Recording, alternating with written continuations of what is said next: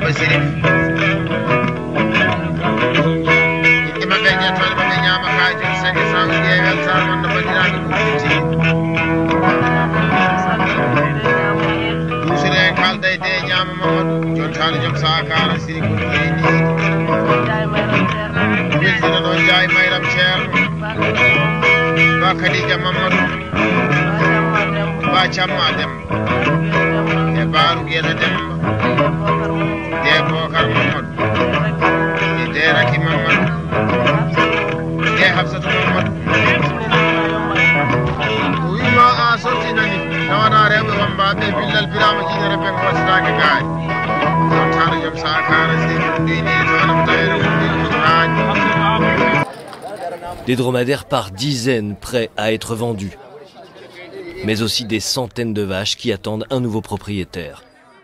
Sur le marché d'Ilela, dans l'extrême nord du Nigeria, frontalier avec le Niger, éleveurs et grossistes négocient quotidiennement le prix de bêtes venues de tout le Sahel. Les éleveurs des pays voisins, Mali, Burkina, Niger, amènent leur bétail pour le vendre ici.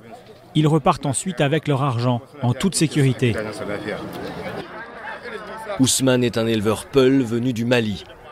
Avec son troupeau, il a parcouru plus de 500 km. 10 jours pour rejoindre ce marché. Le voyage est long, mais il en vaut la peine. Au Nigeria, les vaches se vendent beaucoup plus cher qu'au Mali ou au Niger. Il est difficile de vendre mes vaches au Mali ou au Niger.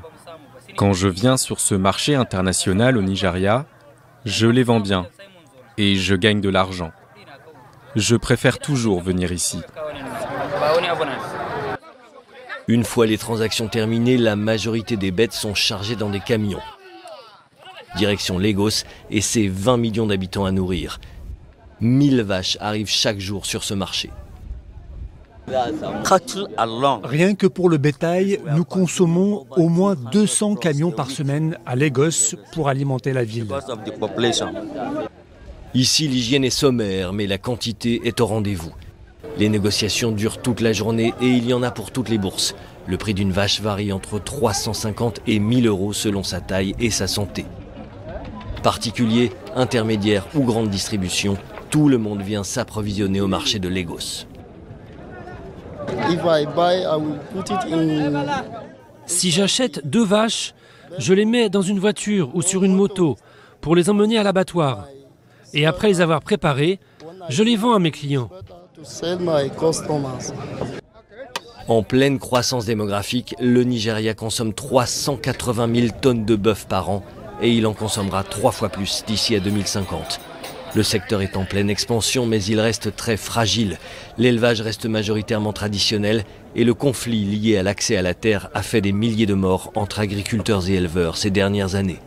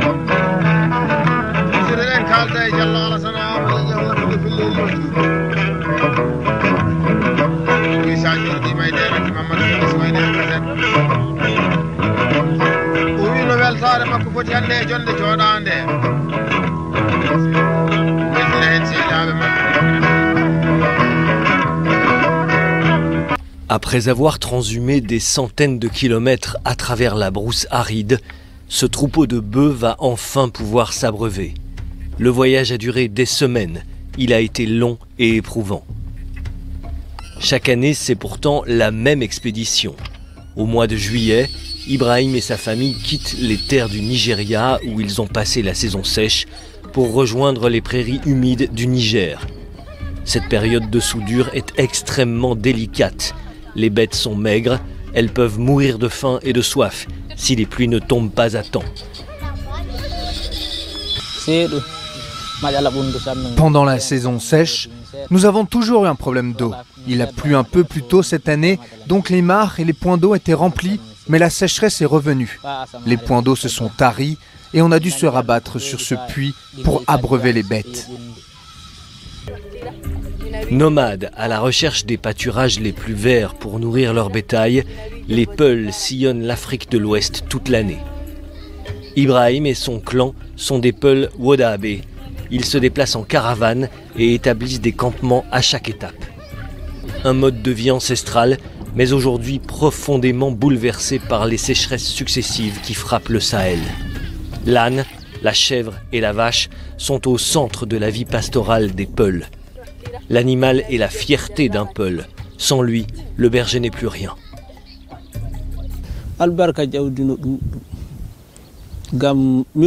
Toutes nos vies sont liées à l'élevage. Nous avons tout grâce à l'élevage et nous prenons tout de l'élevage des animaux.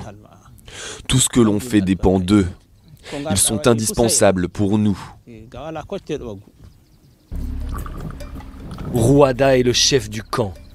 Il a perdu la moitié de ses vaches en 10 ans. Il se demande combien de temps ses enfants pourront encore vivre grâce au troupeau. Je pense que l'on ne peut plus compter sur l'élevage. Avec le changement climatique, les choses deviennent plus compliquées pour nous.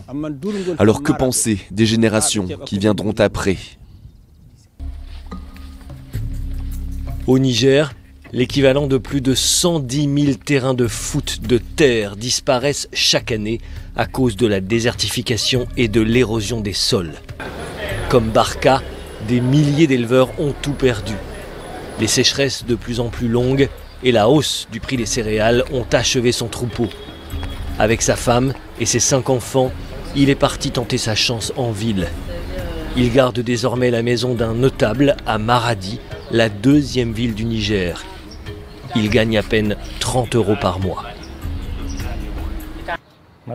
Nous rencontrons de nombreux problèmes en ville car on n'arrive pas toujours à manger, contrairement à la vie en brousse quand on a des animaux. En ville, le salaire est tellement bas qu'il ne peut même pas subvenir à nos besoins. Face à l'exode massif de milliers de peuls désœuvrés vers les villes, le principal syndicat des éleveurs du Niger a lancé différents programmes. À Bermo, où les sécheresses ont été sévères ces dernières années, cette laiterie a permis à 300 femmes de rester proches de leur famille. Adiza fabrique du fromage et du yaourt qu'elle vend ensuite au marché.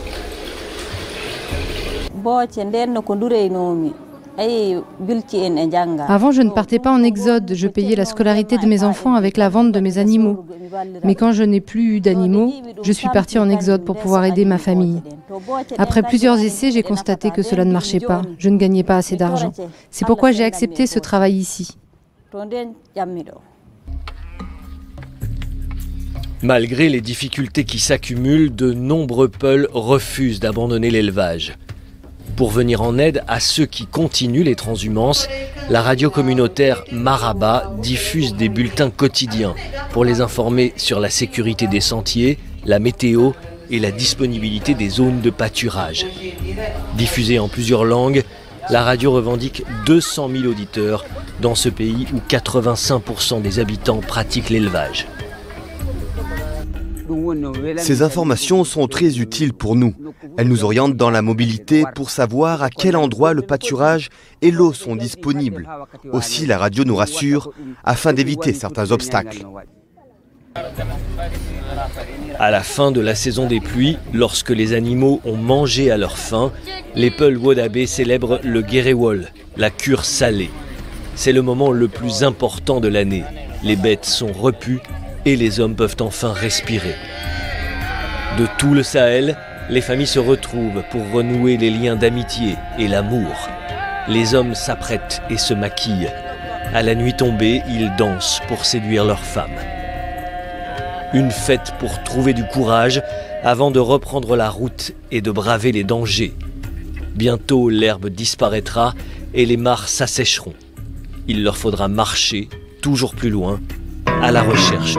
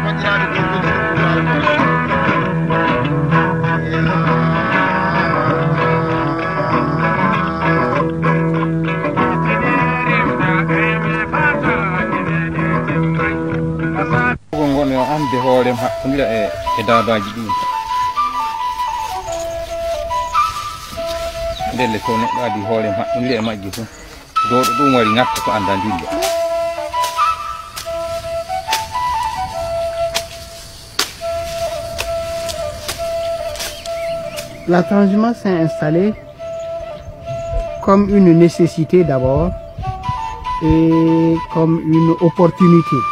Il circule au hasard des rencontres de l'herbe et de l'eau.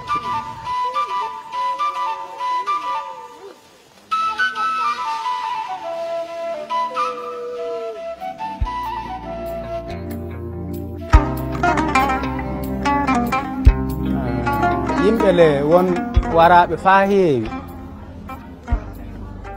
ayi wooɗi yimɓe debe e tato wara ko limuɗon yiiruɗon gite mum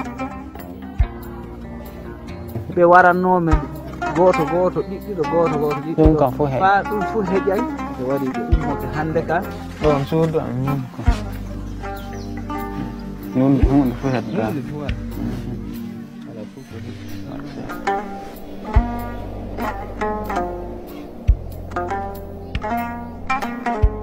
mi yiɗa ɓiyam dudduro a warete wala ko wawɗa a riyete wala ko wawɗa neɗɗo ko tewta ɗum fof fata ɗum heɓa ɗum ni kon tawi ɗum funa heɓe lee ɗum watta ɗi kaaji ɗi ɓuttiɗi ɗi ndimi lende so neɗɗon kewta de heeɓi fof tawan ɓe lelawi eyi ni min ka jodani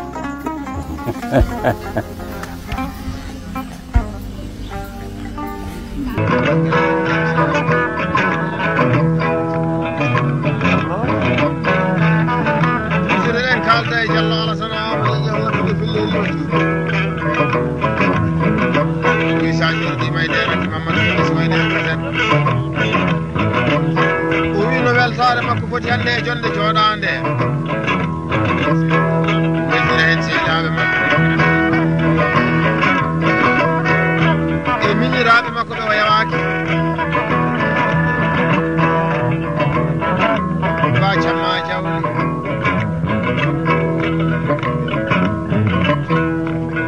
e dangue rakki jamma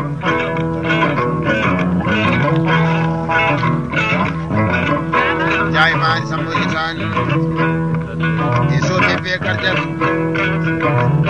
o waɗa ka joom 500 uji e weltare mon no fajiraɓe goɓɓiɗi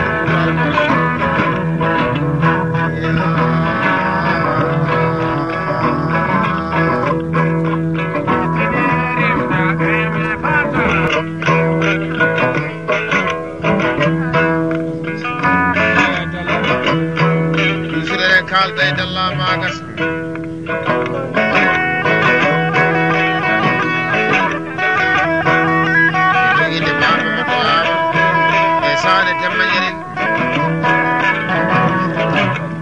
Saydi Mambay inde Abba Sirif ima ɓe ƴettone ɓe ñama kaji 500 uji e weltare mon no bandiraɓe kuɓɓiti dusire en kalda e de ñama Mamadou jon tali joom sakara siri ko leydi weltina ɗon jaay mayram ceerno ba Khadija Mamadou ba camma Demba e baaru Guéta Demba de Bokar Mamadou e de Raki Mamadou de Hafsatou Mamadou o wima a sortinani tawana rewɓe wambaɓe billal birama jiɗere ɓe ko wattitake gaari on tano joom saka